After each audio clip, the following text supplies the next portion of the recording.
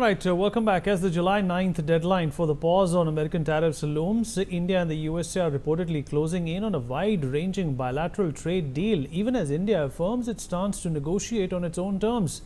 Commerce Minister Piyush Goyal has made it clear that New Delhi will not be pressured by arbitrary deadlines or external expectations. The agreement to come will follow months of negotiations catalyzed by US President Donald Trump's historic tariffs announced on the 2nd of April. India was one of the countries majorly hit by Trump's protectionist move, with the steep levies worth 27% imposed on the country. Trump had since suspended its enforcement for 90 days to allow for negotiations. The actual negotiation rounds involving the Indian trade delegation led by Chief Negotiator Rajesh Agarwal took place from the 26th of June to the 2nd of July in Washington, D.C.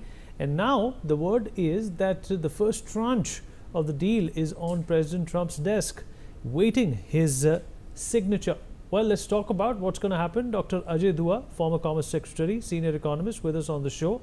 Ambassador Pradeep Kapoor, former diplomat, also joins us on the program. Mr. Sumit Peer, senior political commentator, on the broadcast with us as well. Last but by no means the least, Mithali Nikore, economist, with us on the show as well. Mr. Dua, what will happen is, of course, something that cannot be used in the same sentence when you mention Donald Trump.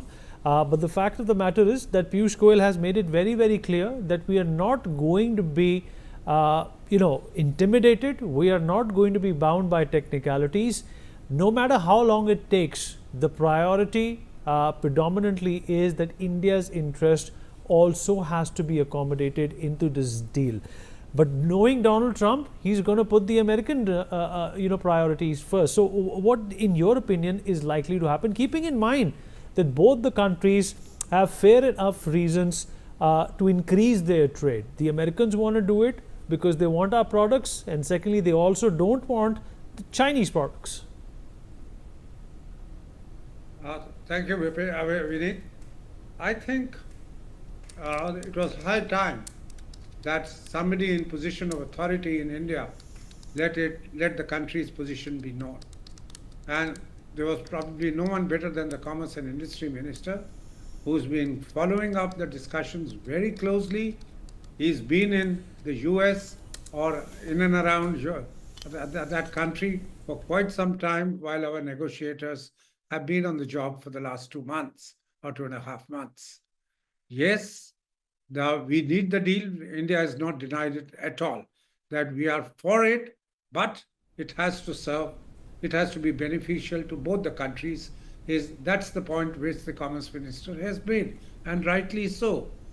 And it's a long-term agreement, let's understand. It goes beyond the terms in office of the present US President or of the Indian government here. Sometimes in such agreements, the duration gets mentioned. Sometimes they are open-ended. So in any case, we are in some ways a custodian for the future, the people who are negotiating today. So we have to keep in mind that the country's long-term interest gets served, and the short-term, we do not have to pay too much for keeping the long-term interest in mind. So I think India's stand that we draw the red flag or the red lines, whatever you want to call it, has been very clear from day one, and it's nothing new that we have taken positions in that only with the United States. We've been negotiating a deal with the EU for as long as 16 years. 2006, I do remember being in Helsinki with our then Prime Minister. Then this was discussed there, and the group got formed for talking about the next moves there in the EU. With the UK, as long, absolutely, because it was the same trip, we had moved from London to Helsinki after discussions, and the subjects were more or less the same. So it does take time, and no one gives the other side an ultimatum. Fine. If the President of the United States or the US administration, let me address them as that, wishes to impose a duty in which we might be required to pay more, we have our options as well.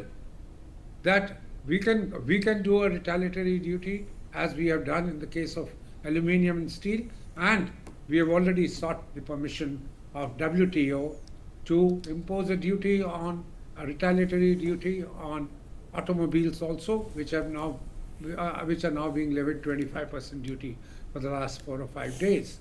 So the fact is, yes, the US and India should try and remain on the same page. We have strategic interests. We have in the last 20 years moved very close to, in many respects, close to one another, and we would like to have that to happen, but it does not, and it should not involve that a country's self-interest, country's pride, those being compromised.